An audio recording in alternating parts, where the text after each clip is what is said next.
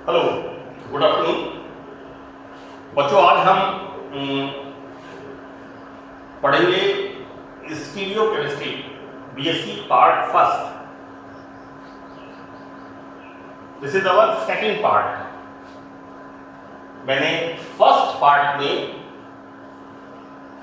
Isomerism के बारे में इस चैप्टर को स्टार्ट किया था। तो first of all I am giving my introduction. I am Dr. Ashish Garg, Associate Professor in Chemistry, R.N. Puria, Government College, Ramgarh, Shekhawati, Sikar, Rajasthan. First lecture में मैंने आपको आइसोमेरिज्म के बारे में बताया था। That molecular formula is same, but physical and chemical properties are different, and the phenomena is called isomerism. This isomerism we divide in two parts. That is, one S is structural isomerism, वो मैंने आपको बता दिया है, and the other part जिसको कि हम अब इसमें डिटेल में स्टडी करेंगे बीएससी पार्ट फर्स्ट में, that is stereo isomerism, stereo chemistry, right. तो त्रिविम रसायन इसका हिंदी शब्द है, और मैं आपको बताऊं बच्चों कि त्रिविम रसायन का मतलब यह है कि कोई भी ऑर्गेनिक कंपाउंड उसके अंदर स्पेस में, this is the carbon, you know, like this we can say this is the tetrahedral form of the carbon, ठीक है ना। तो अब ये जो स्पेस है, स्पेस में कोई भी मॉलिक्यूल का स्ट्रक्चर कैसा होता है, उसकी एक्टिविटीज कैसी होती है, ये हम स्टीरियो केमिस्ट्री में पढ़ेंगे। यहां पर मैंने दो टर्म्स लिखी हैं, one is the optical isomerism and other is the geometrical isomerism. बच्चों, ऑप्टिकल आइसोमेरिज्म, यहां पर मैंने एग्जांपल्स लिखे हैं। One example is the lactic acid, other is tartaric acid, other is valeric acid, and the next is glyceraldehyde. तो यहां पर प्रकाशीय समावयवता से मतलब यहां पर क्या है, इस तरह की light, right, this is the plane polarised light, समतल ध्रुवित प्रकाश। इनके वाइब्रेशंस किस तरह से होते हैं, लाइक दिस। जब इसको हम किसी ऐसे यौगिक में से गुजारते हैं जिस पर कार्बन परमाणु, इन चारों एग्जांपल में कार्बन परमाणु के ऊपर स्टार लगा हुआ है। यहां पर स्टार का मतलब है अनसिमेट्रिकल। अनसिमेट्रिकल से मतलब यहां पर यह है कि इस कार्बन से जुड़े हुए, क्योंकि कार्बन की टेट्रावैलेंसी 4 है, सो दैट ये चारों जो लगे हुए हैं वो अदर समूह या परमाणु, दैट इज ग्रुप्स या एटम, ये अलग अलग होते हैं। This is the unsymmetrical carbon atom. And what I write earlier, मैंने आपको बताया था शायद पहले, this is the example, this is A, this is B, this is X and this is Y. यहां पर कार्बन पर चारों परमाणु या समूह अलग अलग होते हैं, और इसको हम स्टार से रिप्रेजेंट करते हैं, right, so that this is the unsymmetrical carbon atom. तो जब हम समतल ध्रुवित प्रकाश को किसी ऐसे यौगिक से, this is the graphics of the examples, कोई भी एग्जांपल हम लेंगे इस तरह से हम बताएंगे कि किस तरह से चारों एटम और ग्रुप्स इसमें अलग अलग होते हैं। तो दिस इज द इस तरह के यौगिक में से जब हम प्लेन पोलराइज्ड लाइट को पास करते हैं तो उसके रोटेशन इस तरह से, इसको अपन क्या कह सकते हैं, this is X dash and Y dash. तो यहां पर ये जो कोण होता है, this is alpha, and this is the specific rotation, इसे हम कहते हैं विशिष्ट घूर्णन, राइट। तो इस तरह से इसमें किस तरह से हो गया, लाइक दिस, इस तरह से, राइट। तो ये जो रोटेशन होता है, राइट, तो ये बताता है किसको, प्रकाशीय समावयवता को, ऑप्टिकल आइसोमेरिज्म को। तो मैंने इसमें लिखा है कि इन आइसोमर्स में physical and chemical properties are same, लेकिन ऑप्टिकल एक्टिविटी इज डिफरेंट। प्रकाशीय गुण यहां भिन्न भिन्न होते हैं। यहां पर क्या दिखा रहे हैं कि एक समावयव प्रकाश के तल को इस तरह से रोटेट करता है, this is the clockwise rotation, घड़ी की सुई की दिशा में, या दाईं तरफ, right, this is the clockwise. And other isomer, दूसरा आइसोमर क्या करेगा, इसको इस तरह से रोटेट कर देगा, that is anti clockwise, right. तो यहां पर यदि दाईं तरफ रोटेशन होता है, घड़ी की सुई की तरफ रोटेशन होता है, तो उसे हम कहते हैं clockwise rotation, anti clockwise rotation, यदि घड़ी की सुई की विपरीत दिशा में होता है। अब यहां पर यदि दाईं तरफ रोटेशन होता है, clockwise rotation, this is called dextro rotatory, मैंने लिखा है this is called dextro rotatory, और हिंदी में इसे कहते हैं दक्षिण ध्रुवण घूर्णक। हियर दूसरा समावयव प्रकाश के तल को घड़ी की सुई की विपरीत दिशा में, यानी हम इस तरह से देखें, इस तरफ दाईं तरफ, इस तरफ बाईं तरफ, this is the right side and this is the left side, तो विपरीत दिशा में एंटी क्लॉकवाइज घुमाता है, उसे हम कहते हैं लीवो रोटेटरी। ओके, तो ये हो गया हमारे पास यहां पर, this is the example laevo rotatory, this is the dextro rotatory and this is the laevo rotatory. इनके हिंदी नाम क्या है, दक्षिण ध्रुवण घूर्णक एवं वाम ध्रुवण घूर्णक। अब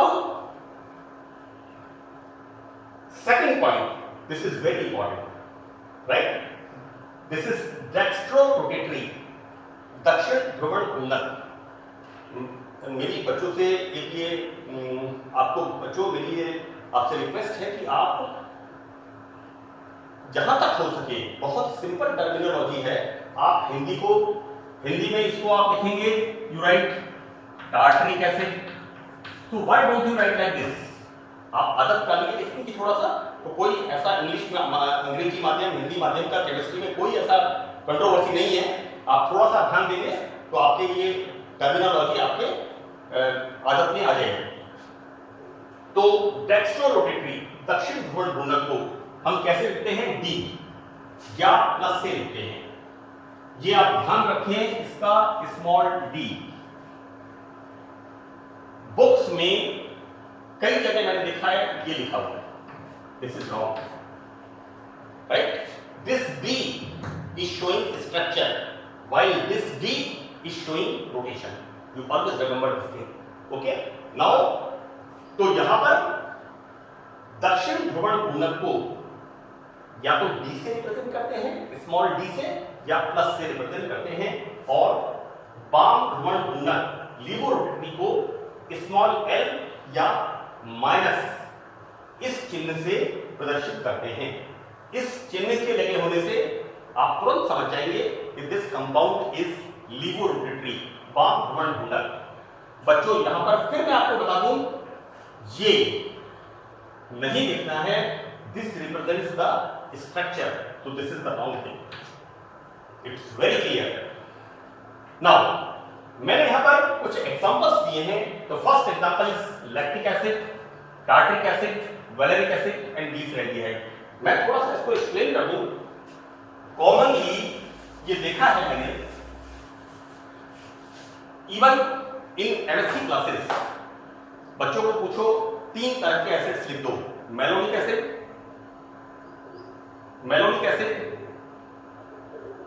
then malonic acid, maleic acid and malic acid. You know, they always, sir, इसका ये don't read like this. It's very, you know, distinct. Malonic acid, malaic acid and malic acid, तीनों अलग अलग हैं। Anyway, मैं आपको उसकी बात बाद में करूंगा। यहां पर मैं बात कर रहा हूं लैक्टिक एसिड की, राइट। तो आप लैक्टिक एसिड का फॉर्मूला कॉमनली, मैंने बहुत कॉमन देखा है, 80% ऑफ द स्टूडेंट्स, मतलब more than 75% of the students, you ask what is the formula of lactic acid, so they don't write, but it's very simple, you always remember what you remember, PL, Pyare Lal, right. यहां P का मतलब propanoic acid, we write this CH3 C CH2 COOH, right. ये मैं याद करने के लिए बता रहा हूं, आप ऐसा मत समझना कि मैंने proper that is lactic acid को पैरेलल बना दिया। आपको मैं ये स्पेसिफाई कर रहा हूं कि कैसे, क्योंकि जब मैं स्टडी करता था तो कई बार इस तरह की दिक्कत आती थी, लेकिन जब पढ़ना शुरू किया तो ये बहुत इंपॉर्टेंट है कि क्लैरिटी ऑफ द एक्सप्लेनेशन होना चाहिए, आपको कैसे भी तरीके से आपको याद होना चाहिए। तो दिस PL या प्रोपेनोइक एसिड लिखा हमने, और प्रोपेनोइक एसिड में बीच वाले कार्बन ने इस हाइड्रोजन को रिप्लेस करके हमने लिख दिया OH ग्रुप, राइट। तो this is the formula of lactic acid, you always remember this thing, this is the formula of lactic acid. So जब भी आपको दिमाग में आए anybody last write down structure of lactic acid, so you always remember, recall करिए PL Pyare Lal, so that propanoic acid से lactic acid. Now the second is tartaric acid. बच्चों मैं यहां पर एक सीरीज आपको बताना चाहूंगा, ये बहुत इंपॉर्टेंट है। हम क्या पढ़ते हैं, इस तरह का acid, this is the formic acid, right. It comes from formica, ant, चींटी में होता है, चींटी काटती है, जलन होती है, क्योंकि फॉर्मिक एसिड की वजह से होती है। नाउ आपने और क्या पढ़ा है, आपने इस तरह का acid, acetic acid, it comes from एसिटम, vinegar, सिरके से मिलता है, राइट। तो नाम रख दिया इसका एसिटिक एसिड। ये दोनों एसिड्स कौन से हैं, मोनोकार्बोक्सिलिक एसिड और मोनोबेसिक एसिड्स, ठीक है बच्चों। ये एक प्रोटॉन देते हैं और ये एक प्रोटॉन क्या करता है, एक OH माइनस को न्यूट्रलाइज करता है। So this acid are the monobasic acids. Clear? Now और आपने 12th स्टैंडर्ड में कार्बोक्सिलिक एसिड जब आपने पढ़े हैं, यानी जब आपने fatty that is carboxylic acids and its derivative, तो 3 एग्जांपल आपने पढ़े हैं। One is the formic acid and other is the acetic acid, both are monocarboxylic acids और मोनोबेसिक एसिड्स। अब आपने इसमें एक और पढ़ा है इस तरह का, this is the oxalic acid, name of this acid oxalic acid, fine. यहां पर ऑक्सैलिक एसिड में this is the dicarboxylic acid, okay. 2 carboxylic acid group है, तो this is very simple dicarboxylic acid. और यहां पर क्या होता है, 2 प्रोटॉन निकलते हैं, तो it is called dibasic acid, fine. इसके बाद मैं याद करने के लिए आपको बताऊंगा, हम इसके बीच में एक CH2 ग्रुप लगाते हैं, ये लगा दिया हमने, एक CH2 ग्रुप लगा दिया। और क्या किया हमने,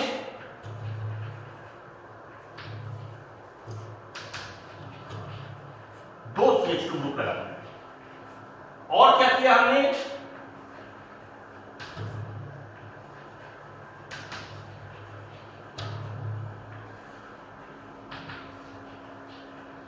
तीन CH2 ग्रुप लगा दिए। और देखते हैं हम आगे इसके,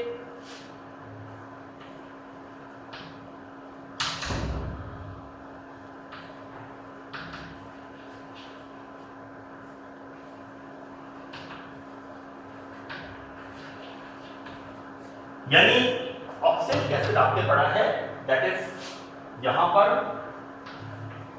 CH2 समूह कितने हैं, यहां पर 0,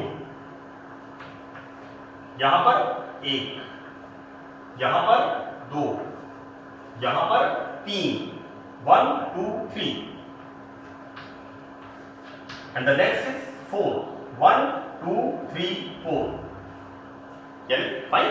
मैं आपको सिर्फ ये फॉर्मूले आपको याद करने के लिए बता रहा हूं कि किस तरह से हमने ऑक्सैलिक एसिड से क्या लिखा, 1 CH2, 2 CH2, 3 CH2, 4 CH2, इनके नाम क्या क्या है, this is the oxalic acid, this is the malonic acid. The name of this acid is succinic acid. दो CH2 group. Now name of this acid is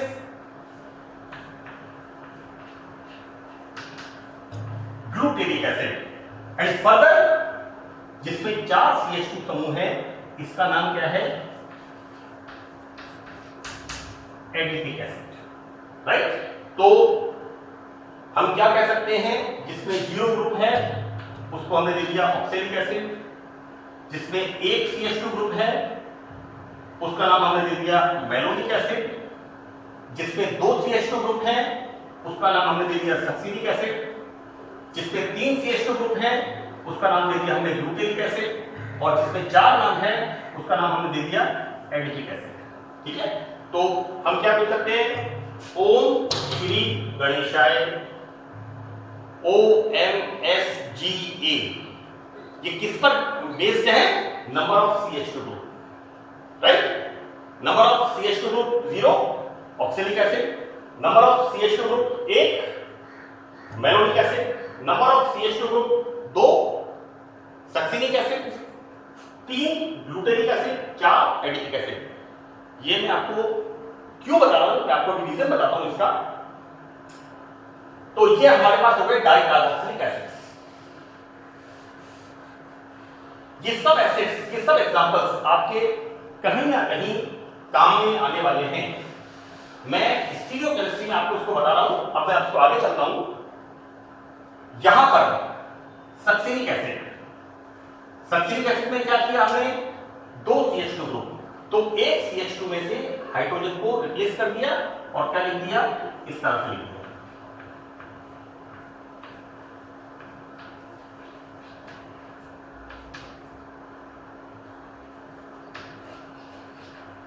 This is the example, right? Fine. This is the hydroxy dicarboxylic acid. Fine. यहां पर this is the succinic acid. तो ये क्या बन गया? ये बन गया malic acid. It comes from malum. ठीक है? This is from succinum, amber. सेब के अंदर मिलता है. malum is the apple. तो सेब के अंदर मिलता है मैलिक एसिड. मैंने एक एग्जांपल यहां पर नहीं लिखा है. एक एग्जांपल मैं और बढ़ा देता हूं. यहां पर एक एग्जांपल मैं और बढ़ा दे रहा हूं क्योंकि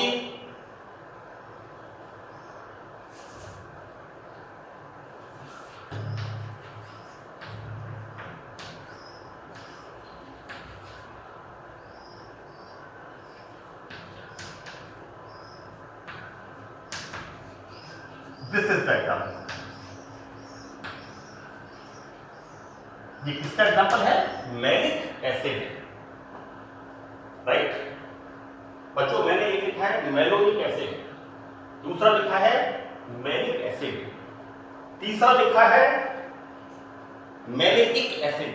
मैं अभी आपको इसको याद करने के लिए इसमें किसी तरह का कंफ्यूजन बच्चों को ना हो और जितना क्लैरिटी से आपको याद होंगे ये फॉर्मूले जितने याद होंगे. देखो बच्चों जितना आपको सब्जेक्ट में क्लैरिटी रहेगी उतना आपका कॉन्फिडेंस लेवल अच्छा रहेगा क्योंकि आपको इमीडिएटली फॉर्मूला आपको क्लिक करेगा. मैंने जब आपको पीरियोडिक टेबल बताया था इनऑर्गेनिक केमिस्ट्री के लिए तब मैंने कहा था कि पूरी कंप्लीट पीरियोडिक टेबल आप अच्छी तरह से उसे याद करें क्योंकि थोड़ा सा टाइम लगेगा याद करने में. एनीवे अपन पीरियोडिक टेबल की बात नहीं करते यहां पर.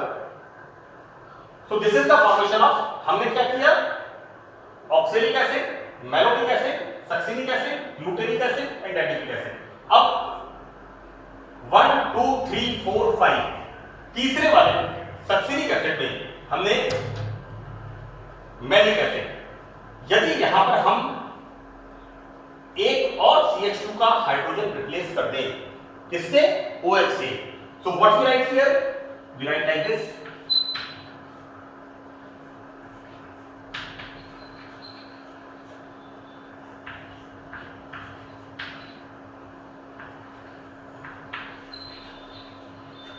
यहां पर आप देखिए 2 CH2 ग्रुप थे और यहाँ पर एक एक हाइड्रोजन रिप्लेस करके हमने OH ग्रुप लगा दिया।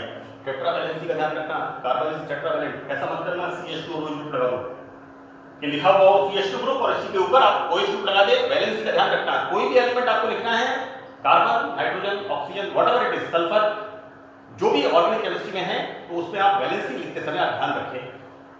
तो this is the formation of tartaric acid. This is the formation of tartaric acid. बच्चों, मैंने आपको क्या बताया था?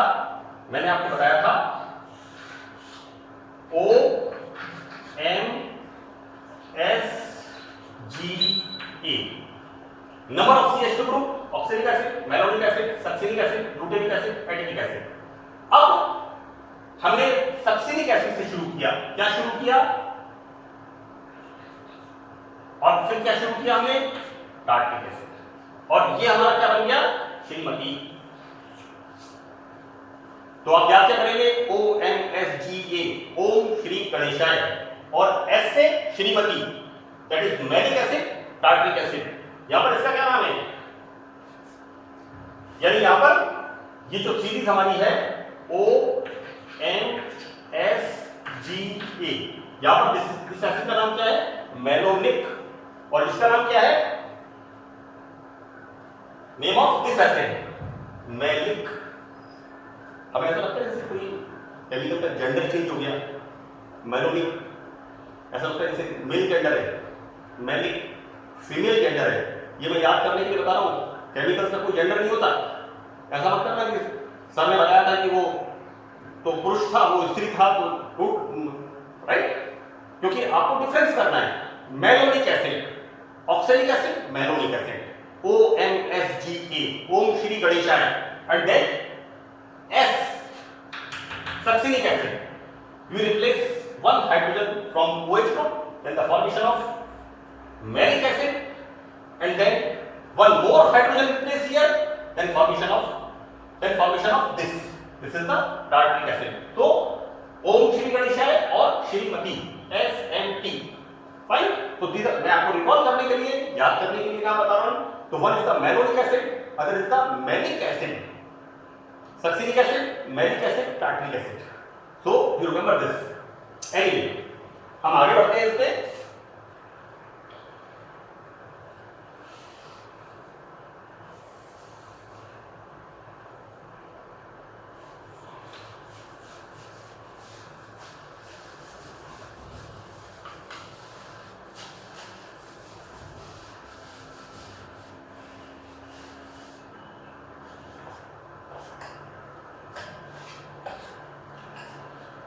हम इसमें आगे बढ़ते हैं। तो this is the example of tartaric acid. अब मैं आपको एक बात और बता दूं बच्चों कि यहां पर आपको ये ध्यान रखना है कि ये दोनों OH ग्रुप और हाइड्रोजन ये एक दूसरे के क्रॉस होने चाहिए, right?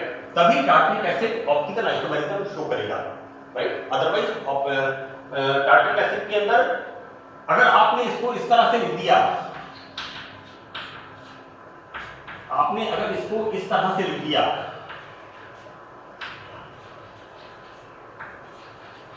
this is wrong, right? This is wrong. Don't write like this. हम क्या पढ़ रहे हैं? Optical isomerism, either clockwise or anti-clockwise. So you must write tartaric acid. Tartaric acid लिखना मैंने आपको बता दिया, सक्सिनिक एसिड से मैलिक एसिड और मैलिक एसिड से टार्टरिक एसिड। तो this is wrong. इसको अपन आगे डिस्कस करेंगे और डिटेल में। Now the next is valeric acid. Valeric acid के आगे अक्सर बुक्स में लिखा हुआ होता है एक्टिव वैलेरिक एसिड। एक्टिव से मतलब क्या है? Optically active, that this compound is optically active. तो बच्चों यहां पर वैलेरिक एसिड, यहां पर क्या है? मैं अगर ये मान लूं ये दोनों हाइड्रोजन हैं, तो ये क्या बन जाएगा? Acetic acid. अब हमने क्या किया? CH3COOH, इस तरह से, इस तरह से, this is the acetic acid. अब हम क्या कर रहे हैं यहां पर? इसको और इसको किससे रिप्लेस कर रहे हैं? इथाइल और मिथाइल से। हमने दो hydrogen we replace by ethyl and methyl, then यहां पर क्या बन गया? Ethyl methyl acetic acid. इसका दूसरा नाम क्या है? इथाइल इथाइल एसिटिक एसिड और इसका नाम है वेलेनिक एसिड। एंड दिस यहां पर क्या देखते हैं? This carbon is again unsymmetrical. यहां पर कार्बन से जुड़े चारों परमाणु या समूह अलग अलग होते हैं। तो our next example is glyceraldehyde. तो बच्चों ग्लिसरैल्डिहाइड में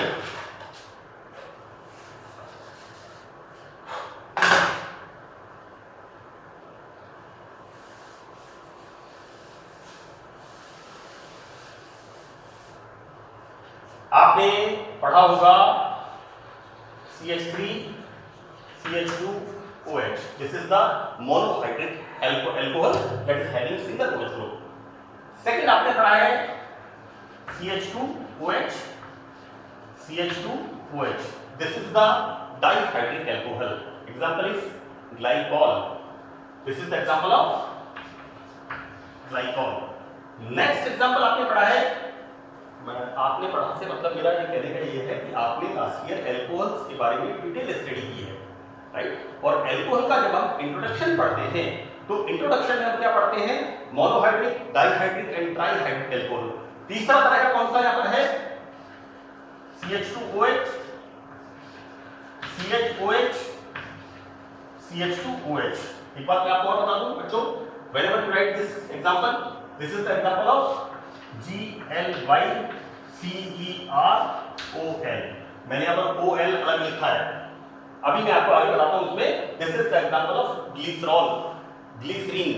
हम विंटर्स के अंदर गुलाब जल मिला के या नींबू मिला के स्किन के ऊपर लगाते हैं तो स्किन हमारी सॉफ्ट रहती है, स्किन मॉइस्चराइजिंग का काम करता है, right?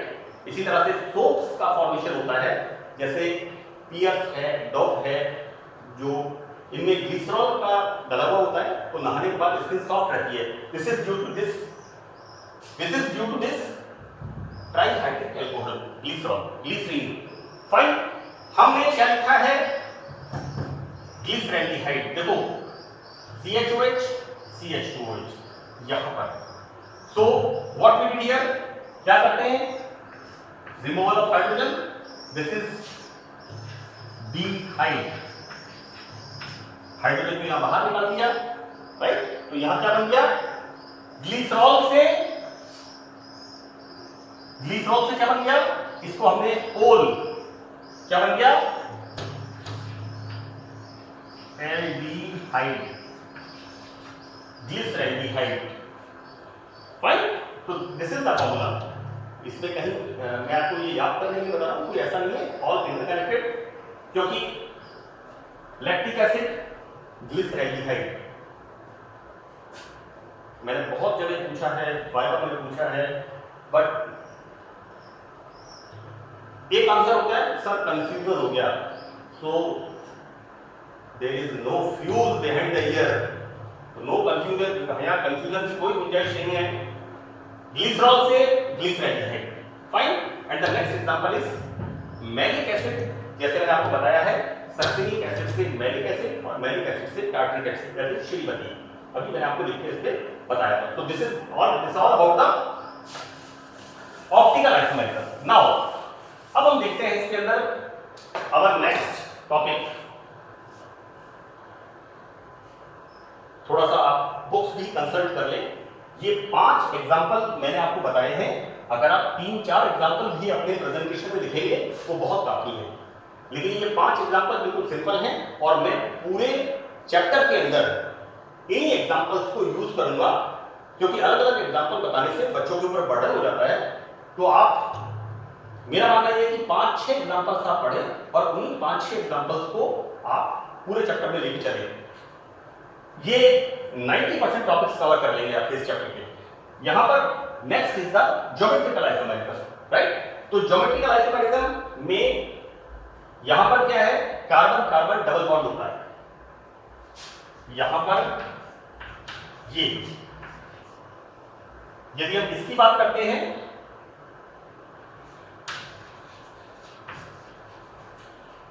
Carbon carbon double bond हो जाता है। तो यहां पर क्या होता है? यदि ये सिंगल बॉन्ड होता, ठीक है, तो हम क्या पढ़ते हैं? एथेन के इक्लिप्स्ड एंड स्टैगर्ड कॉन्फिगरेशन, क्योंकि कार्बन कार्बन रोटेशन में अप्रॉक्सीमेट 3 किलो कैलोरी पर मोल एनर्जी की जरूरत होती है। लेकिन जब कार्बन कार्बन डबल बॉन्ड होता है तो यहां पर ये रोटेशन प्रोहिबिटेड हो जाता है, प्रतिबंधित हो जाता है, यानी कार्बन कार्बन रोटेशन यहां पर नहीं हो सकता है।